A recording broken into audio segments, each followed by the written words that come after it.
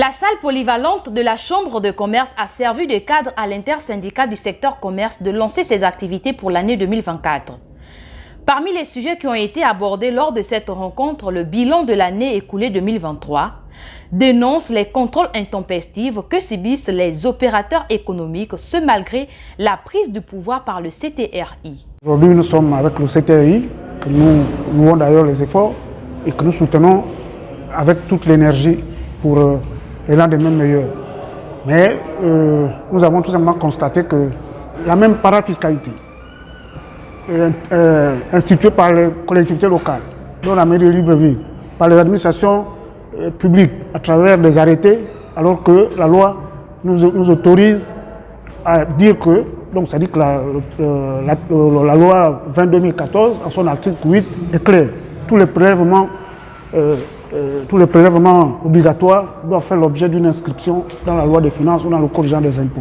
Or, aujourd'hui, on dit bien, il faut bien que ces prélèvements soient inscrits dans des textes législatifs, pas dans les textes réglementaires. Nous constatons aujourd'hui, tout simplement pour le déplorer, que par des arrêtés ministériels et des arrêtés municipaux et départementaux, les opérateurs économiques n'ont que leurs yeux pour pleurer. Au cours de cette rentrée syndicale, la problématique de la vie chère n'était pas en reste. La vie chère, il faut que les gens comprennent, la vie chère ne concerne pas que l'alimentation. C'est-à-dire que l'État se focalise sur les produits de première nécessité, les produits importés, les surgelés. Or, par exemple, vous avez parlé des matériaux de construction. Il y a le ciment, il y a le bois, il y a le fer, il y a autres, qui ne font que grimper. Mais du fait de quoi? Il faudrait qu'on comprenne. L'État n'arrive même pas à contrôler ou à vérifier le cycle de distribution de ces produits. Pour les professionnels de la fabrication du pain, des interrogations se posent ici et là. Quant au non-changement du prix de la farine, qui a totalement baissé à l'international et que sur le plan national, le produit reste toujours cher. Depuis avril 2023, que le prix de la farine est revenu en dessous de la norme, parce que je me rappelle qu'avant le Covid, il était à 245 € la tonne de blé. Maintenant, s'en est suivi le Covid et les retombées de la guerre de l'Ukraine, où c'est remonté à 430 €. Mais je tiens à vous préciser que même si vous rentrez dans Google, vous allez voir le prix actuel du blé est à 230 €. Donc c'est revenu en dessous de la moyenne.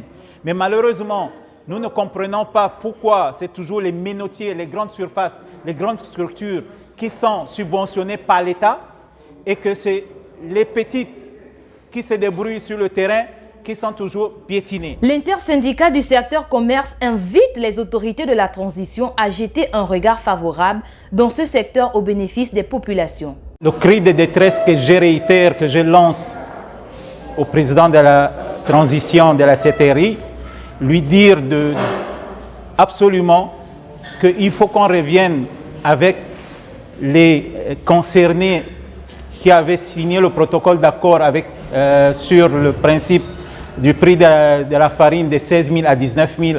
C'est un cri de cœur que nous faisons au président de la transition pour regarder, alors que nous nous dirigeons vers un dialogue, nous nous dirigeons vers la restauration des institutions. Il faut dire que l'intersyndical du secteur commerce n'a qu'un seul objectif, rétablir la dignité des commerçants qui subissent les multiples contrôles abusifs. Invite ainsi le pouvoir aux négociations.